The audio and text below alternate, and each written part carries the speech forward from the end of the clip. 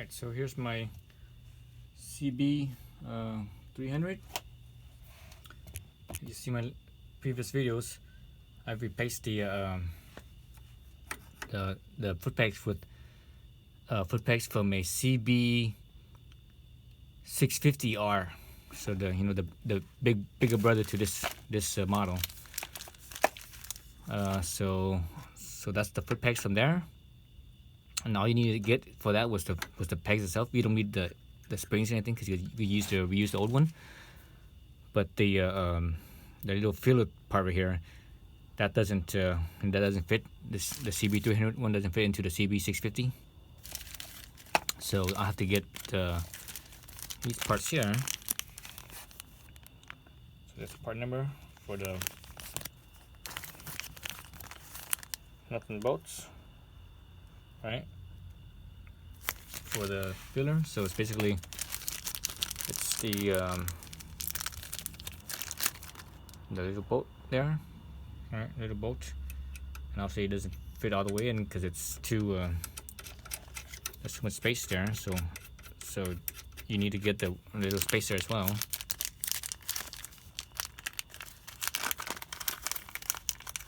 So the spacer that goes in here to take up that space, right? Otherwise, so this is the most I could turn it in, and there's still like, I don't know, 5-6 millimeters left. So this little collar here is I'm not sure how long this collar is. It looks like it's at least 10 millimeters. And this collar is obviously not for this CB300R, but it's not for the it's not from the 650R either, CB650R. This collar and not here is actually from the CB300RR. So it's from the basically the actual real sport bike one, because the CB650R collar and filler here is actually a lot longer. It's like that long. It's like, it's pretty long. It's like a couple inches long. So that one I believe is too long. It's possible that it could work on this one, but I was like, it would come out all the way down to like right here. So I'm like, nah, I don't want to do that. That's gonna look kind of goofy, and it might like get hung up too. So I was like, nah, just stick with the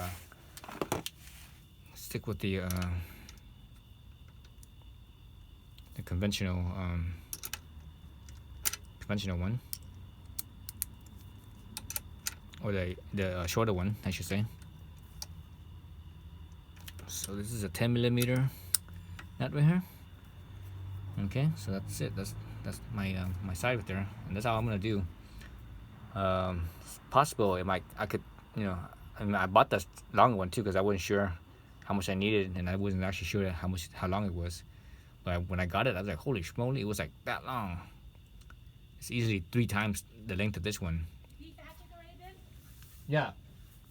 So yeah. So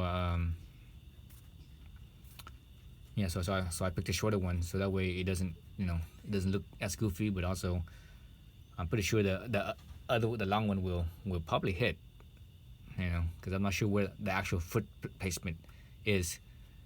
The 650R versus the 300R. I'm not sure where the 650 foot placement is. I think the 650 foot placement, the peg placement, is probably a little bit higher up. That's why the length is longer. That's what I'm thinking anyways. But if you look at the stock 300R, the little nub right here, it's actually pretty small too. It's only, it doesn't even have a spacer. It's just a nut only by itself. But the peg is actually also bigger too. The peg comes out like, it's literally, the peg is about, maybe a little bit taller with the rubber insert. It's a little bit taller, and this part down here, it comes out be about that wide. So I think this right here is exactly the same fit or the same height as the original one. All right, so I just show you that one for the rear here. I would put in the other side off camera. You don't need to see me do that twice. What I also wanted to show you guys was this right here. And that's the part number there. This here is from the Honda Rebel. So the Rebel 300 and the Rebel 500, it uses the same mirror, right? So I got the mirror for this bike as well, and I actually put it in. I actually have been using it for several weeks now. And the reason why I got the mirror is because it's round, right? Versus having this factory mirror where it's more like a actually let me get the factory mirror. The factory mirror right here. It's more elongated, right? Factory mirror. So if you notice, if I put it right next to each other, you notice that the factory mirror overhangs the handlebars, right? The bar weight by a couple inches, right here, by a couple inches. And and I like the lane split, so that makes it harder to lane split. The wider your bike is, the harder it is to lane split. So this right here is actually narrower than the grip. So it's actually the grip actually sticks out further, just a little bit past it, maybe like half an inch past the mirror. So it's more narrow, so I could lane split a little bit easier. But also, again, because it's round, so it matches the headlight, the round headlight, right? So I got that in there. And again, here's the part number. This is from the Honda the Honda Rebel 300 and Rebel 500. They use the same mirrors, and you don't need to get anything else. All you need is a mirror, and you can use your old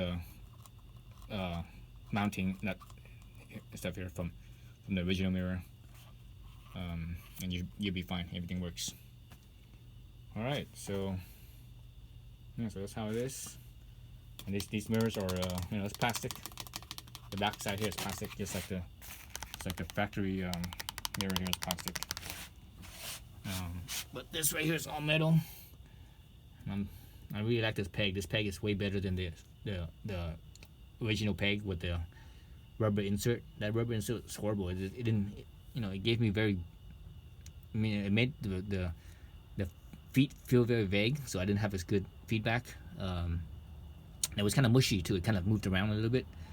And the other thing, the worst thing, is that when it got wet, man, you would think rubber would give you grip, but man, when it got wet, and when my boot would just slide around on the rubber pad. It was like slippery, it was like an oil slick.